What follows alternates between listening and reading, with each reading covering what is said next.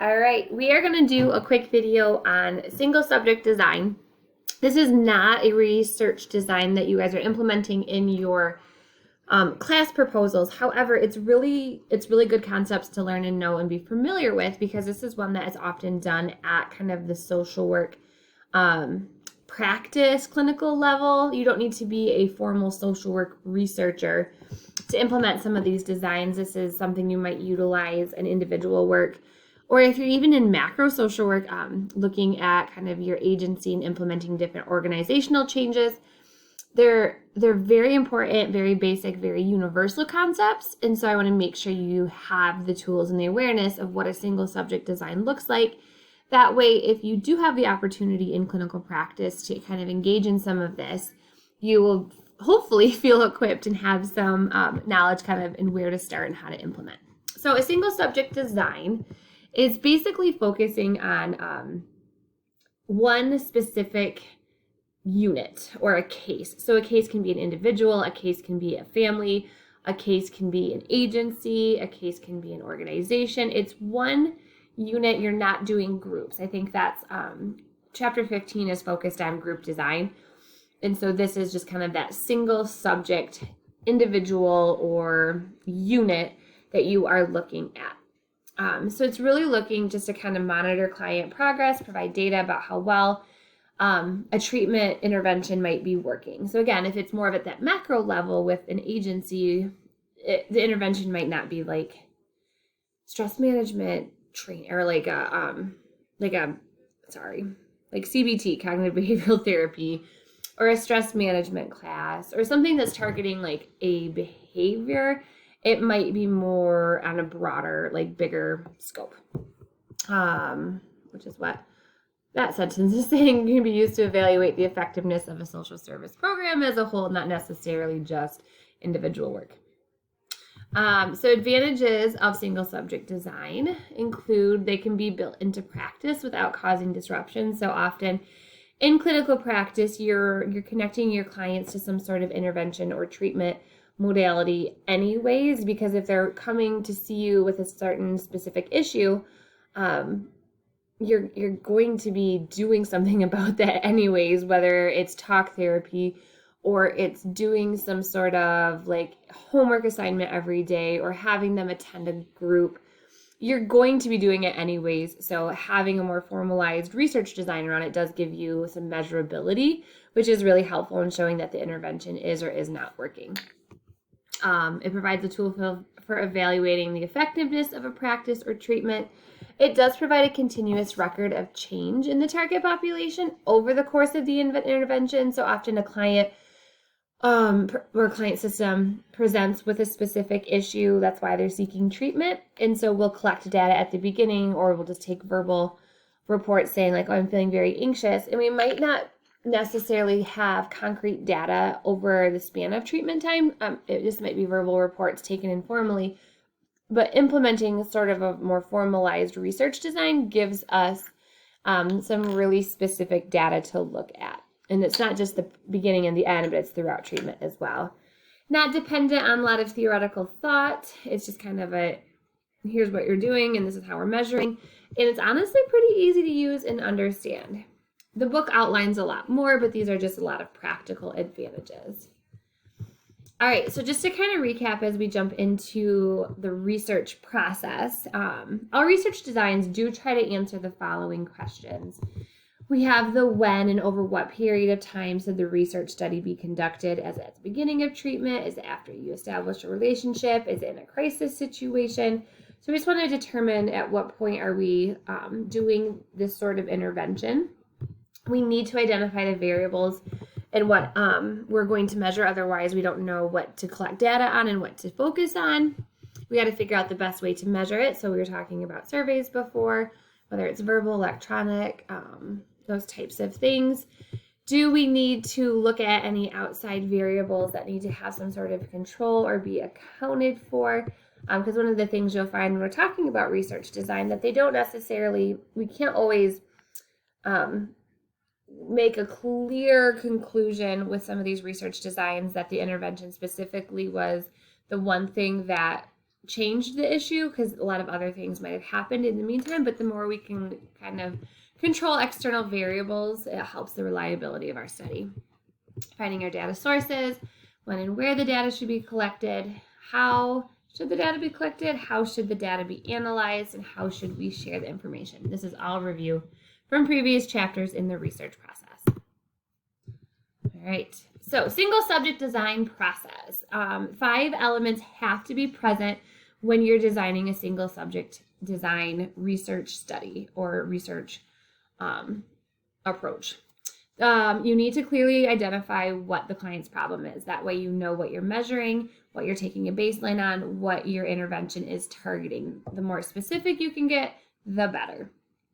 The desired objective must be achieved, or the desired object to achieve must be decided upon. So it might be like, hey, this individual is presenting with anxiety.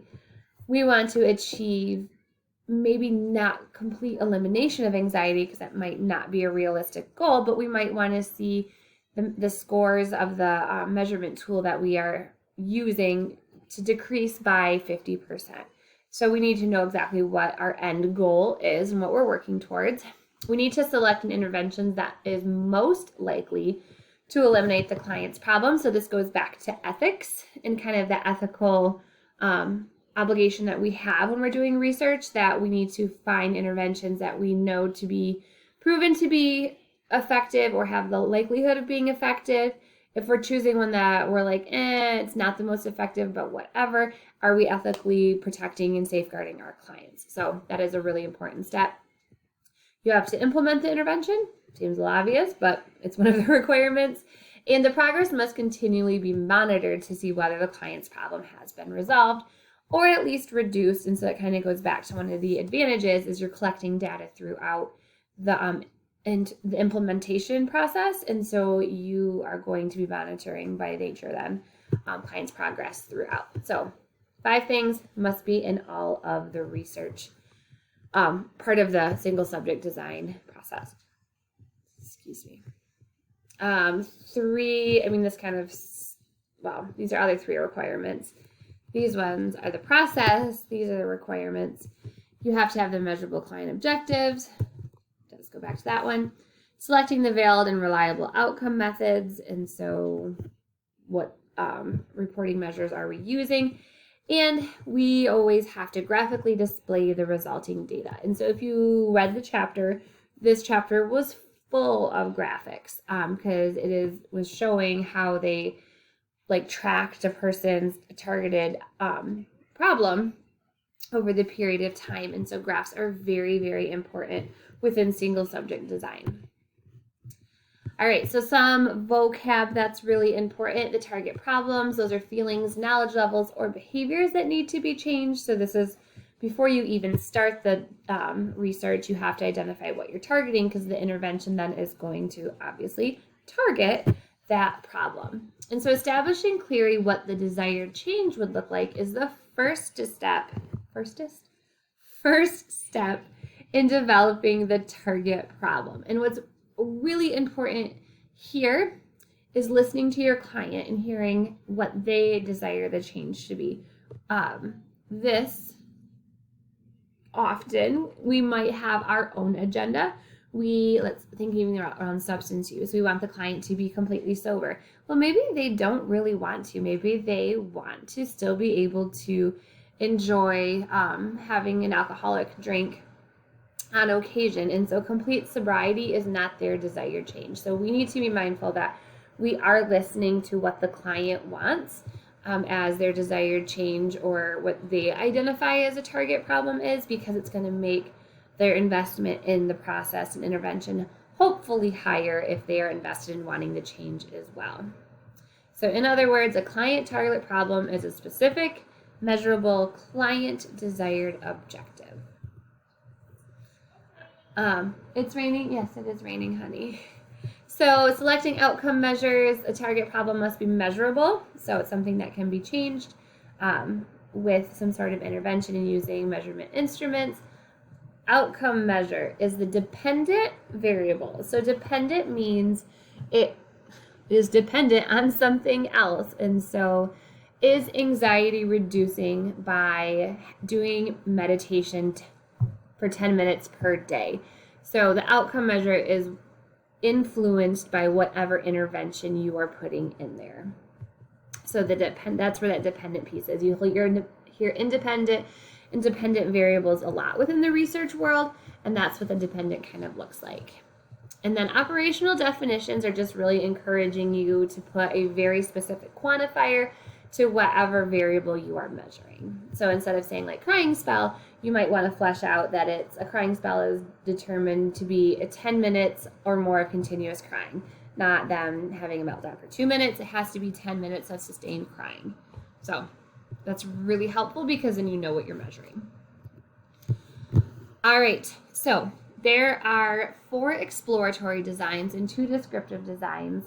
And again, going back to graphically displaying the data. And so I'm going to kind of break down what these are. But it's important to know that you need a minimum of 3 data points to show any sort of trend. Some experts will argue that you need 7, but just knowing that minimum is 3, kind of a beginning, middle, and end. Otherwise, it's really hard to show a trend, because obviously if you just have 2, it's going to go in one direction, but you don't know if there's any causality or any correlation between your intervention. All right, here is our exploratory designs. And so they assign letters to them. So if you're doing an A design, you are just measuring what your client's, the intensity of the client's target problem without any sort of intervention. So A is just how the client is presenting with no interventions at all. And so it's really helpful to be able to collect that because then you know where the client is starting. Again, needing 3 points, so you might administer an anxiety survey 3 times before you start to identify that there is a problem. And so you might have a threshold of like you have to score a 50 or higher in order to determine that there is a problem. And so the baseline would establish if there's a need for an intervention or not. If there's an intervention, if it demonstrates a need, you obviously want to do an intervention for ethical reasons. If there's not a need, you might not need to because there's no demonstrated need for the intervention. Page 278 in your book. A B design is where the client comes in and they might be very acute. Let's say they're having a lot of suicidal ideations. So thinking about suicide a lot, it isn't advised for client safety to do an A design because they need to have some sort of intervention to promote their safety. So this is where you would jump right into a B design. B just indicates that some sort of intervention is being applied. So this might be meeting with a therapist one day a week or once a week to begin engaging in talk therapy. So there's an intervention, which is therapy. We're going to take their intensity of suicidal ideations or maybe frequency of suicidal ideations on that very first meeting. We're going to start up therapy as the intervention. And then we're going to track every week to see how their level of ideations are trending. And so it might go down, and you might want to, your gut might be to hypothesize that therapy then is what changed the suicidal ideations, but maybe what prompted the suicidal ideations at the beginning was they had just experienced a possible breakup with somebody, and they were just feeling really overwhelmed. And that kind of triggered the thing. So maybe over the course of the 3 weeks, they got back together with that person. And so their level of stress and worry and anxiety went down, which then naturally lowered their frequency of suicidal ideations. Had nothing to do with therapy. So it's you have to caution yourself that you can't make the huge causality assumptions that your intervention is what made the change. If there's a consistent trend with the consistent use of the intervention, you can hypothesize that there is some therapeutic benefit to it, but you have to resist the urge to jump to that right away. BB1 design is where you do an intervention. And if you're not seeing the outcomes or you think that the problem is still too acute, you would make a modification to that specific intervention. So instead of meeting once a week for therapy, you might increase it to 2 times a week. But you're going to want to indicate on your graph where the B intervention stopped, so 1 time a week, and when the B1 intervention, which is good therapy 2 times a week, started, because those are the same intervention, but it's being modified. BC is similar, except for you're not modifying the original intervention, you're adding or changing something different. So Maybe you're going to stop therapy, but you're going to have them go to group therapy. So you, again, want to indicate the beginning and end of